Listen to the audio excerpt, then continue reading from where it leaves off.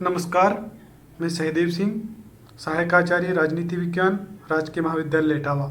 आज हम पढ़ेंगे कानून का शासन। कानून के शासन क्या है, कानून के शासन के क्या मायने हैं, आओ देखते हैं। कानून के शासन का मतलब है कि ये एक देश में कानून सर्वविदित होना चाहिए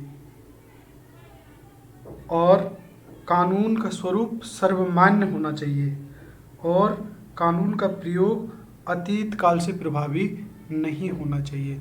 यानी ये साधारण मान्यता है कानून के शासन की कि कानून का शासन कैसा होगा कि ऐसा होना चाहिए कि नागरिकों को मालूम हो, यानी सर्वविदित हो। जैसे हमारे देश में संविधान है, हमारे देश के संविधान को हमारे देश की आम जनता को मालूम है कि हमारे देश में संविधान का शासन है, कानून का शासन है, वो यानी लॉ ऑफ द लैंड, ऐसा सर्वविदित होना चाहिए। दूसरा, वो सर्वमान्य भी होना चाहिए, सर्वसामान्य होना चाहिए। कहने के लिए सर्वसामान्य का मतलब है सभी लोगों के लिए एक जैसा, चाहे वो अधिकारी हो चाहे वो साधारण व्यक्ति हो। और दूसरा है कानून का प्रयोग अतीत काल से प्रभावी नहीं होना चाहिए। अतीत काल मतलब भूतकाल से लागू नहीं होना चाहिए कानून का प्रयोग। आइए देखते हैं। ब्रिटिश की कानूनी और न्याय व्यवस्था को विश्व में सर्वोत्तम माना जाता है। ब्रिटेन में शासन शासक वर्ग का नहीं अपितु कानून का है और न्यायाधीश कानून के शासन को लागू करने के लिए सतत प्रयत्नशील रहते हैं। कानून के शासन का अर्थ क्या है? तो कानून के शासन का तात्पर्य है कि वहाँ पर कानून देश का शासन करता है, ना कि किसी व्यक्ति विशेष की इच्छा। अर्थात देश में कानून सर्वोच्च है जिसके अधिकार क्षेत्र से कोई भी नहीं बच सकता। तो ये है कानून का शासन।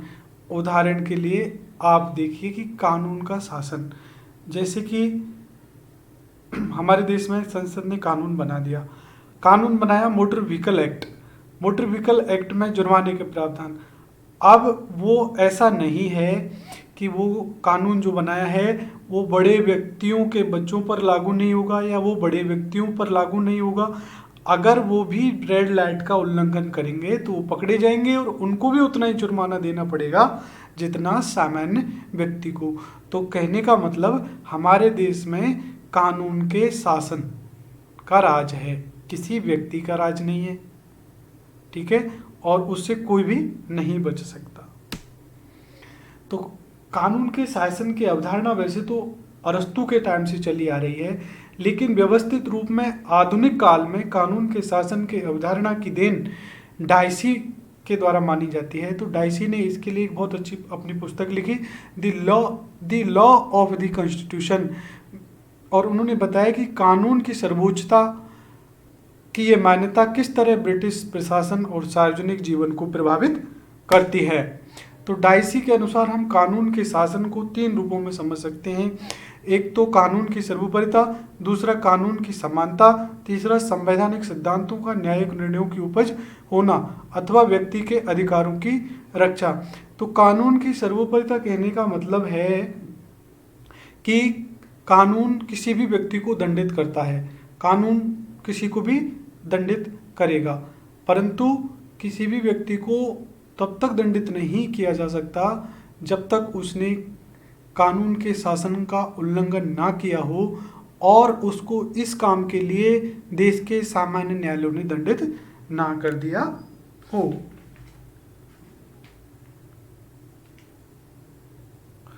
दूसरा है कानून की समानता, यानी कानून सबके ऊपर है, चाहे वो सरकारी कर्मचारी हो चाहे सामान्य व्यक्ति हो, कानून सबके ऊपर है और एक जैसा कानून सबके ऊपर है और एक जैसे न्यायालय सबके ऊपर हैं।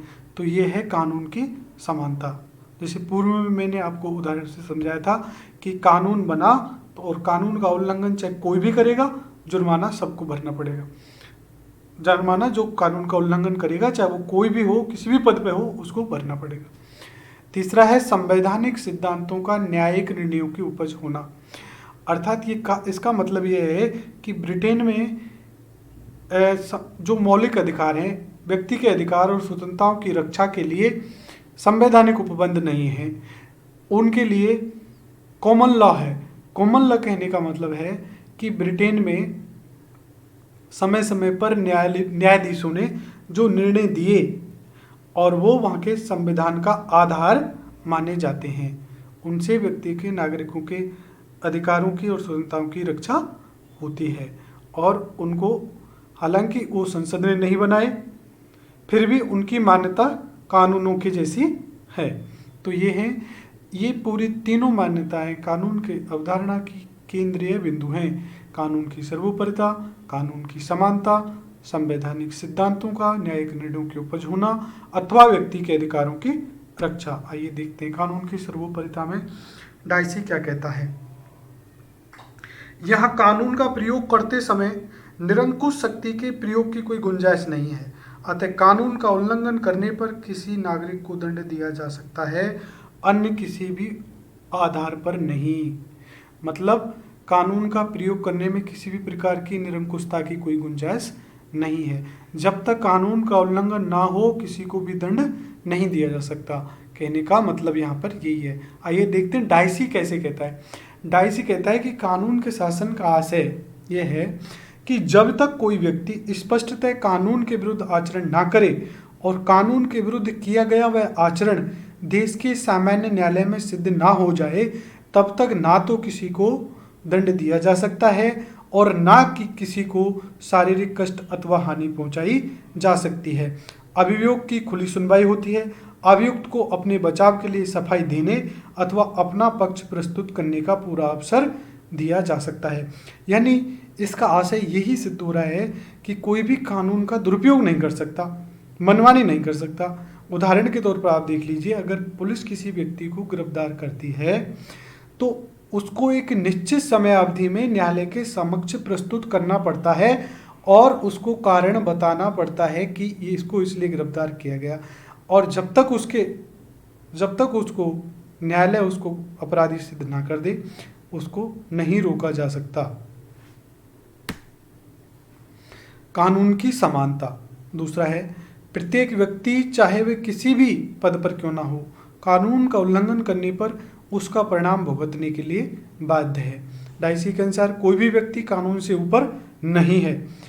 प्रत्येक व्यक्ति चाहे उसका पद और स्थिति कुछ भी हो, देश के सामान्य कानून से शासित होता है, सामान्य ट्रिब्यूनलों के क्षेत्राधिकार में आता है। कानून की समानता का अभिप्राय यही है कि सभी के लिए एक ही प्रकार का कानून है। सभी का मतलब सामान्य नागरिक हो, चाहे कोई प्रशासनिक अधिकारी हो, चाहे कोई और भी बड़े राजनेता हो, प्रधानमंत्री हो, कोई भी हो, सभी के लिए एक ही प्रकार का कानून है और सभी के लिए एक ही प्रकार के न्यायालय हैं। तो इस प्रकार से यहाँ पर कानून की समानता है।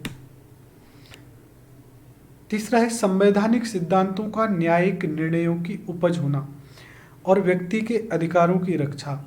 डाइसी के अनुसार कानून के शासन की तीसरी अवधारणा यह है कि संविधान के सामान्य सिद्धांत उन न्यायिक निर्णयों के परिणाम हैं जिनमें न्यायालयों ने विशेष अभियोगों में साधारण नागरिकों के अधिकारों को निश्चित किया है। इसका मतलब यह है कि बहुत से मामलों में जो विधान में स्पष्ट नहीं है, न्यायालय के निर्णय ही अंतिम माने गए हैं। यहाँ कहने का मतलब है कि देखिए, ब्रिटेन में एक कॉमन लॉ की परंपरा है। कॉमन लॉ का वहाँ के संविधान का स्रोत, जब हमने संविधान के स्रोत पढ़े थे तो विशेष रूप से हमने कॉमन लॉ को भी पढ़ा था। कॉमन लॉ संविधान का आधार है। तो कॉमन लॉ क्या है? कॉमन लॉ वो है जो संसद ने नहीं बनाया, उसका संसद की विधि से पृथक विकास हुआ है। वो न्यायाधीशों के निर्णयों की उपज है और न्यायाधीशों ने उसमें ऐसे निर्णय दिए हैं जिनसे नागरिकों के अधिकारों की रक्षा हुई है। तो वो है कॉमन लॉ, और कॉमन लॉ को संविधान और कानून के शासन का आधार माना जाता है। और संसद भी कॉमन लॉ का इतना सम्मान करती है कि वो कॉमन लॉ के खिलाफ कोई भी कानून नहीं बना सकती। यह है कॉमन लॉ। तो ये कॉमन लॉ माना जाता है कि वहाँ नागरिकों के अधिकारों की रक्षा करते हैं। तो ये थे कानून के शासन की अवधारणा। अब कानून के शासन की अवधारणा भी आलोचना से परे नहीं है कि सबसे पहले कहता है कि वो कानून की सर्वोपरिता, तो भाई कानून की सर्वोपरिता है, लेकिन वो ये बताना भूल गया कि वर्तमान दौर में जब आप देखिए कि जब लोक कल्याणकारी राज्य का दौर है, राज्य के कार्य इतने व्यापक हैं, तो उसने यहाँ ये बताना की भूल की कि स्व विवेक और स्वेच्छाचारिता में क्या अंतर है। क्योंकि क्योंकि आज के समय में जब लोक कल्याणकारी राज्य है तो बिना स्व विवेक के काम नहीं किए जा सकते, यानी स्व विवेक का प्रयोग करना पड़ता है। हर जगह कानून नहीं हो सकता, इतने सूक्ष्म काम है कि हर जगह कानून का शासन नहीं हो सकता, इसलिए उसने स्व विवेक और स्वेच्छाचारिता में अंतर नहीं किया, ये कमी की गई। दूसरी है कानून की समानता। कानून की समानता कह दिया कि हर व्यक्ति के ऊपर एक ही कानून लागू होगा, लेकिन हमारे संविधान में, हमारी व्यवस्थाओं में कुछ बड़े अधिकारियों के लिए और कुछ बड़े पदों पर आसीन व्यक्तियों के लिए विशेष अधिकार दिए जाते हैं। इसलिए ये कहना कि हर व्यक्ति कानून के समक्ष समान है एक तरह से सही नहीं है। तीसरी व्यक्ति कि संवैधानिक सिद्धांतों का न्यायिक निर्णयों की उपज होना, कहीं तक ये भी व्यावहारिक नहीं है। क्यों नहीं है कि ये कहना कानून का शासन ही व्यक्ति के अधिकारों का रक्षक है और देश के न्यायालय सामान्यतः उसके अनुसार ही अपने निर्णयों के द्वारा इन अधिकारों की रक्षा करते हैं। तो संसदीय कानून या संविधियों से प्राप्त अधिकारों की ओर ध्यान नहीं दिया जाता।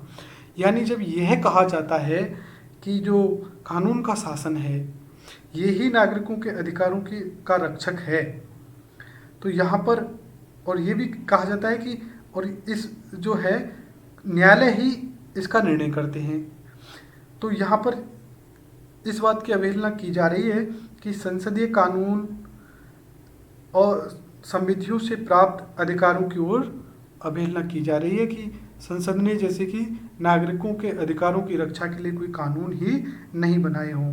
परंतु आज वास्तविकता यह है कि संसदीय कानूनों का क्षेत्र इतना व्यापक हो गया है कि सामान्य कानून द्वारा प्रदत्त अधिकारों जैसे व्यक्तिक स्वतंत्रता का अधिकार, स्वरक्षा का अधिकार, विचार और अभिव्यक्ति का अधिकार, ये अधिकार मूलतः सामान्य कानून के द्वारा प्रदान किए गए, परंतु आज इनको संसदीय कानूनों की शरण लेनी पड़ती है। आज देश के न्यायालय के व्यक्तिगत अधिकारों की रक्षा से संबंधित अनेक निर्णय सामान्य कानूनों के अंतर्गत नहीं हैं, वरन प्राय संसदीय कानूनों के अंतर्गत होते हैं। उदाहरण के लिए देख लेते हैं कि सरकार की ओर से लोगों की गिरफ्तारी की व्यवस्था सामान्य कानून के अनुसार ना दी जाकर अपराधी न्याय अधिनियम 1925 जैसे संसदीय कानून के द्वारा होती है। तो केवल ये कह देना कि ये कॉमन लॉ का मतलब है अधिकारों की, व्यक्ति के अधिकारों की रक्षा का विषय कॉमन लॉ की विषय है और संसद का विषय नहीं है, तो ये भी अव्यावहारिक है, इसलिए इनकी भी आलोचना की जा सकती है। लेकिन फिर भी ब्रिटेन में कानून के शासन का विशेष महत्व है और वहाँ पर कानून का शासन बहुत मायने रखता है, इसलिए ये बहुत महत्वपूर्ण है। धन्यवाद।